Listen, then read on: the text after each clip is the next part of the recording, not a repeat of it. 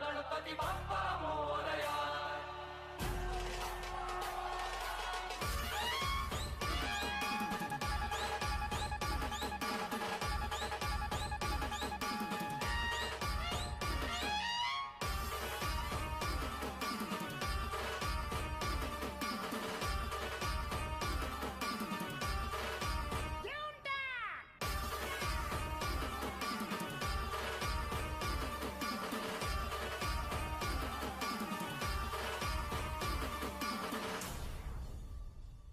अरे तुम्हाला सणबन आवडतं, पण आम्हाला आमच्या बाप्पाचं आगमन आवडतं.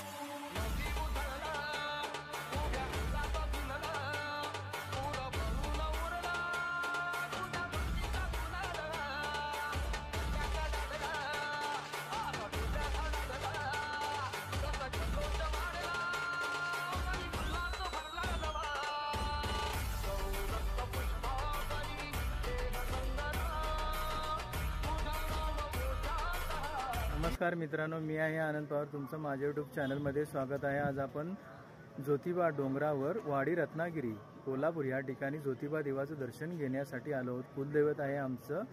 ज्योतिबाच्या नावानं चांग भलं, काळभैरवाच्या नावानं चांग भलं. तर या ठिकाणी मी तुम्हाला हा ब्लॉग बनवणार आहे. अवश्य तुम्हाला आवडेल. आवडला तर शेअर करा इतरांना आणि सबस्क्राईब करायला विसरू नका नवीन असाल तर. धन्यवाद मित्रांनो.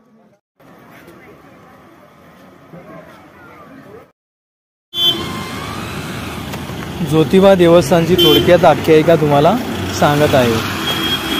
ज्योतिबा डोंगर हा कसा प्रसिद्ध झाला व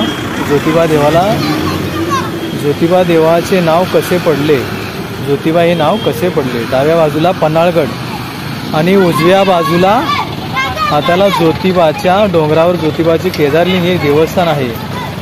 ग्वाल्हेरचे मराठे सरदार राणोजी शिंदे यांनी 1730 मध्ये हे मंदिर बांधलं. ज्योतिबाचं दर्शन घेण्यापूर्वी आपल्याला प्रथम काळभैरवाचं दर्शन घ्यावं लागतं. ज्योतिबाने रत्नासुराचा वध केला होता.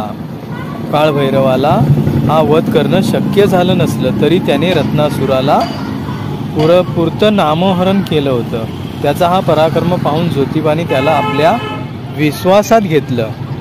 त्या प्रेमाचं प्रतिमा म्हणून आधी काळभैरवाचं दर्शन घ्यायचं असतं. ज्या परसबंदी मार्गावरून भाविक दर्शन घ्यायला ज्योतिबाच्या मंदिरात जातात त्या मंदिराच्या पायऱ्यावर भाविकांनी आपल्या पितरांचं स्मरण करून फरशा बसवण्याची प्रथा आहे. ह्या फरशावर भाविक मृत व्यक्तींचं किंवा आपल्या गोत्राचं नाव टाकतात. मृत व्यक्तीच्या आत्म्याला शांती मिळावी आणि आपल्या गोत्राचा उद्धार व्हावा हे उद्देश त्यामागचे आहेत. या मार्गाच्या पायऱ्यात जेव्हा जेव्हा भक्त पायी चढून जातात त्यांच्या पापांचा नाश होतो आणि त्यांना पुण्यप्राप्ती होते अशी एक कथा आहे. ज्योतिबाच्या दर्शनाला जाताना एक वेळा पेढे नेऊन नयेत, पण ज्योतिबाला प्रिय असलेला गुलाल, खोबरं आणि दवना ह्या गोष्टी ज्योतिबाला फार प्रिय आहेत, तर त्या अवश्य घेऊन जा. सर्वप्रथम पोचल्यावर मंदिरापाशी पोचल्यावर सर्वप्रथम तुळस आणि मारुतीचं दर्शन घ्यायचं असतं. तुळस हे एकनिष्ठ पातिवृत्याचे निष्ठेचे प्रतीक, तर हनुमंत हा भक्तीचा प्रतीक आहे.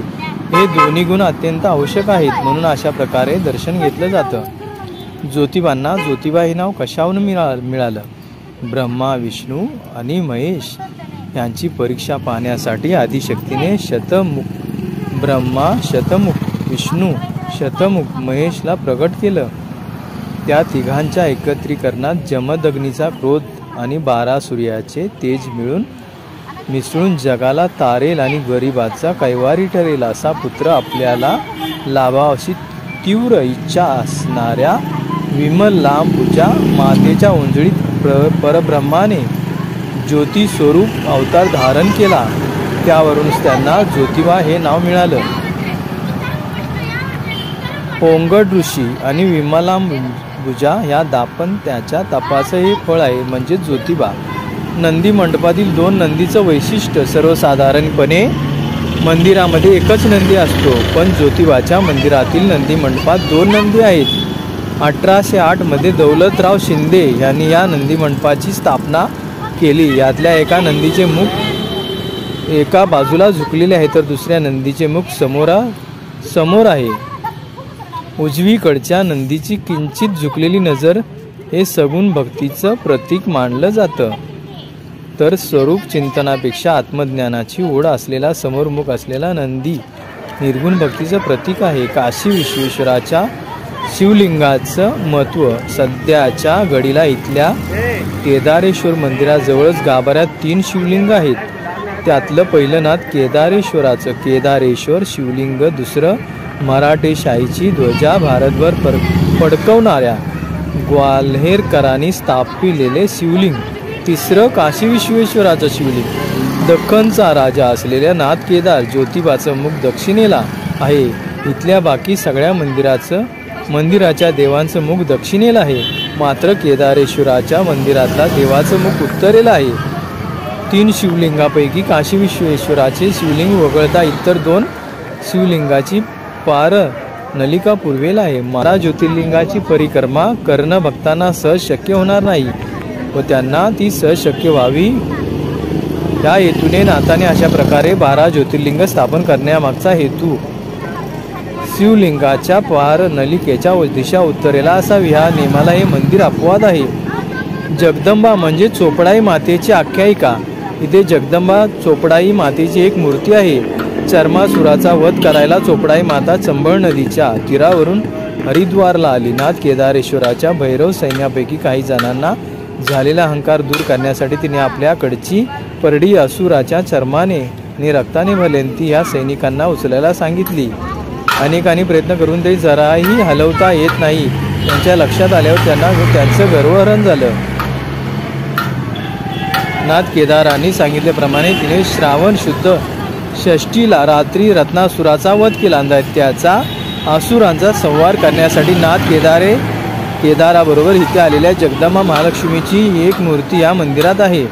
धन्यवाद मित्रांनो. थोडक्यात माहिती ज्योतिबाबद्दल सांगितली आहे. काय चुकलं वागलं असेल तर क्षमा करा.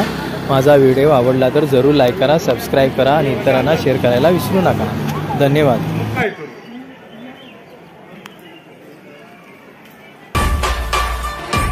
समोर दिसते ती देवबाव जल आहे पाणी पिण्याचं.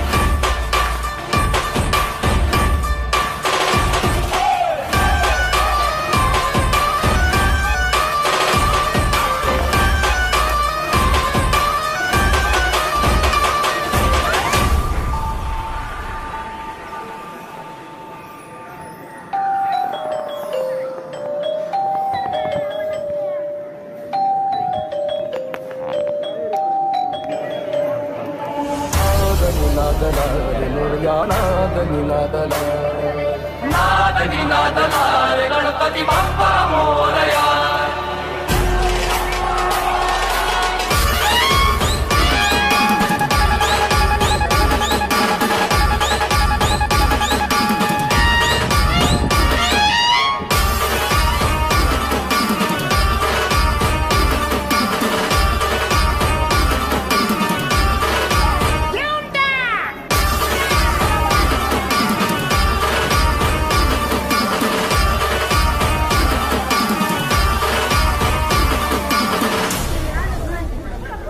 अरे तुम्हाला सणबण आवडतं, पण आम्हाला आमच्या बाप्पाचं आगमन आवडतं.